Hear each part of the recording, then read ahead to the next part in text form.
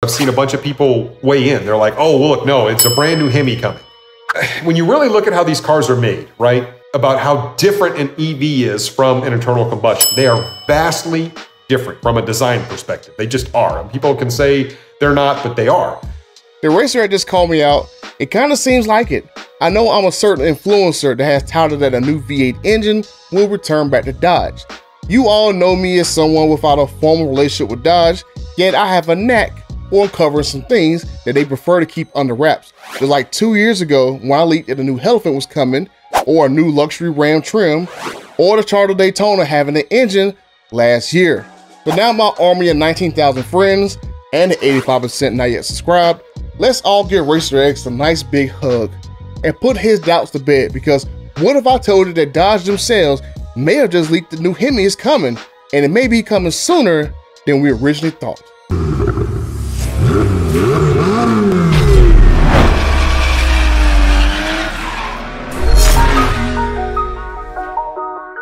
Come along as I unravel some mysteries. Some people are still in disbelief that the Charger Daytona will have an engine and an EV option. But let's navigate through this maze of breadcrumbs together, shall we? Imagine a very strategic chess game. Dodge, in a very smart financial move, had us believing that we were witnessing the last call of the HEMI engines. Why? To create a gold rush for mass-produced, marked-up vehicles and cash in on the fear of losing out and the looming end to the platform. I've already covered in the background sneaky price increases over the last few years when the cameras aren't rolling. But Dodge and the dealers needed this last call gold rush because the announcement of a new model typically overshadows the appeal of the outgoing one. Buyers tend to wait for the upgraded version, but in a market on the brink of EVs bankrupting the biggest brands, waiting is a luxury that these companies cannot afford. The internal combustion engines, the so-called dirty vehicles, they are the lifeline, the one thing keeping the automakers afloat in the turbulent times with turbulent policies. Stellantis seems to be hedging its bets, exploring e-fuels to keep engines running, which appears to be a survival strategy in the face of the EV evolution. EVs are so great, the government has to ban gas engines and make them unprofitable to jumpstart the EV revolution that's starting to go down in flames, like the whole claim that E85 was so great for the environment. And finally, myth number one. Ethanol is great. We made this myth number one because almost all the politicians are saying that this election season. They say we must use more ethanol to help save the environment. Hillary Clinton, Barack Obama, John Edwards, and Mitt Romney all want the government to subsidize the development of ethanol. The economics of ethanol make more and more sense. It makes a lot of sense. Well, if it made a lot of sense, we wouldn't have to subsidize it or mandate its consumption. If ethanol were just better, as so many people say, they wouldn't need your tax money to subsidize it. You can make a profit in this economy by putting something in the market. The government doesn't. Just saying. But let's get into the inconsistencies and unveil what might be hiding in plain sight. Here are 4 reasons why the Dodge cars will have engines in 2024 despite the narratives. Reason number 1, Stellantis' own admission. Their press release confirmed that Hurricane engines are the primary powerhouse for the Stellar Large platform, where Dodge cars will reside on. Number 2, patent filings.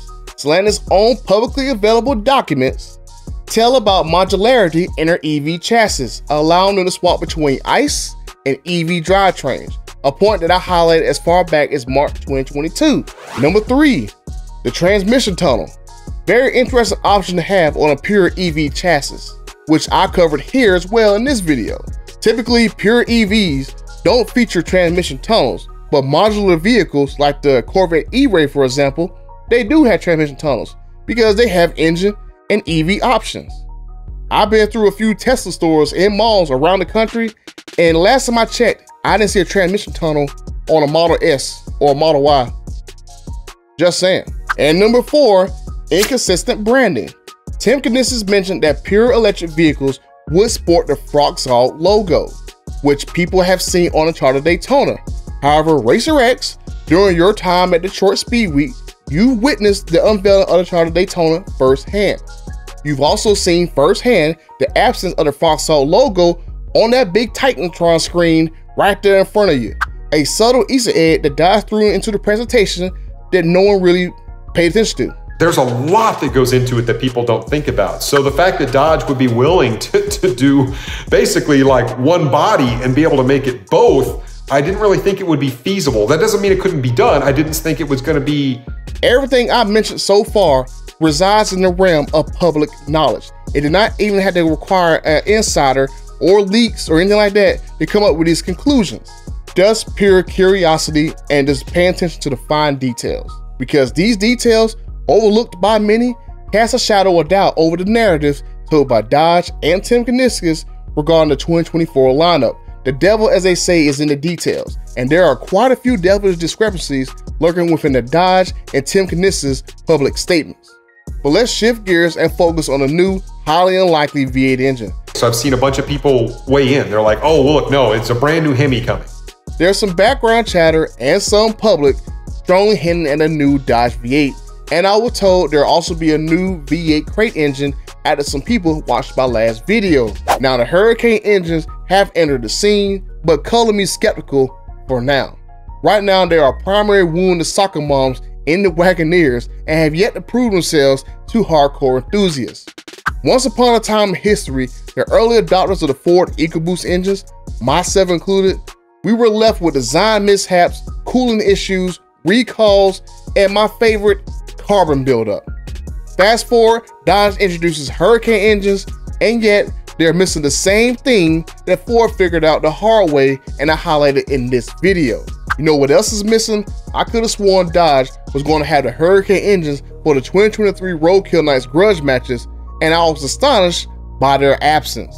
Well, except for this gem right here that sounds like a Honda trying to do a burnout and looked awfully slow getting off the line in a stripped down drag pack Challenger.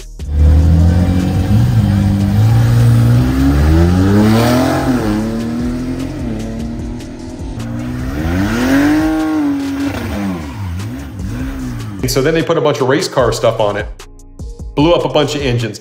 A lot of people speculate. I've heard other YouTubers be like, oh, they weren't blowing up engines. No, they have Hellcats that make it. Guys, I promise you they. Did Dodge pull the Hurricanes because they were blowing engines, just like they did with the D170? The Hurricanes being touted by everyone as this moderate marvel on paper and through certain Dodge sponsored reviewers, yet I've highlighted in other videos how you cannot tune these engines the way that you think you're going to because they're going to have weak transmissions.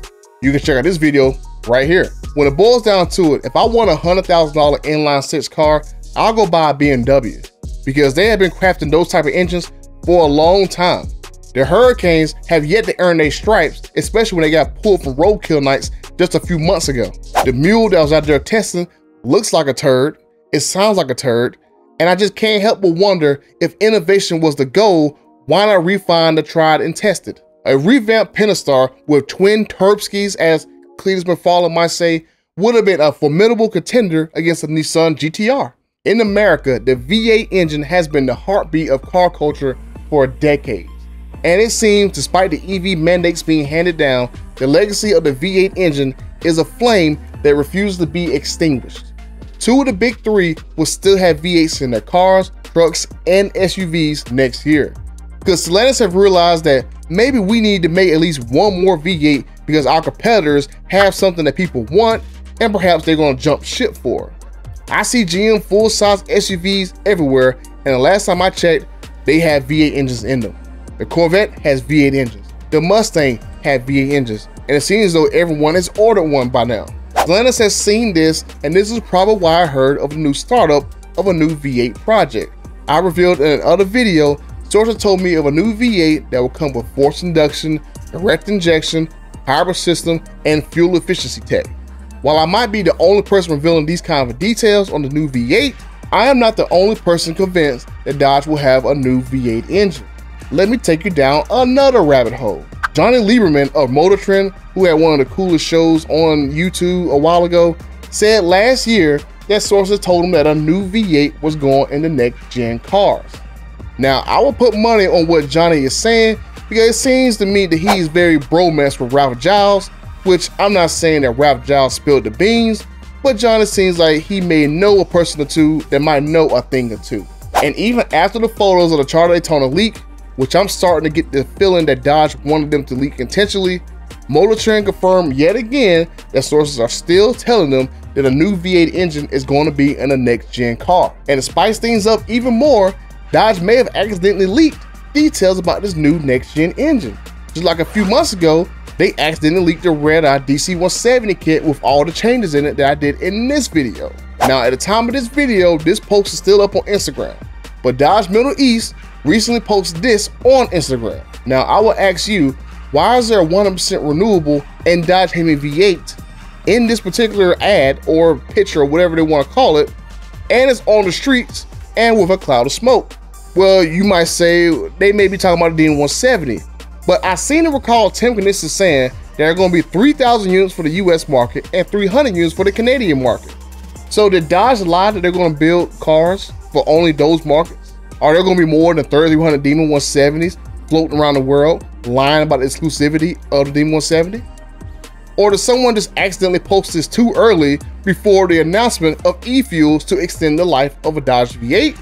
Or maybe this is what's going to be on the next Dodge V8 engine. If they're talking about the E85 elephant crane engines, then why is this ad showing it on the street? It's not street legal. Wouldn't it be better on a track? And read this second paragraph in the post, which is very interesting. The beast can only be a beast, and its roads have been extended because its power is merciless. That sounds very, very interesting that something got extended. Just saying. But let me know what you guys think.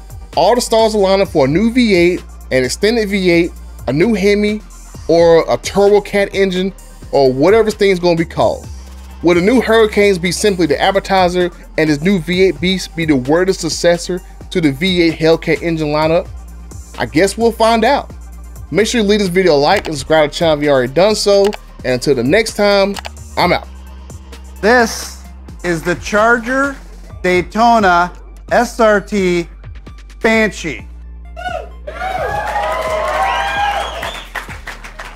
And because it's a Dodge BEV, it will be an assault and battery on convention. Like I said when we started, it's a very simple formula. Look like a Dodge, sound like a Dodge, and drive like a Dodge.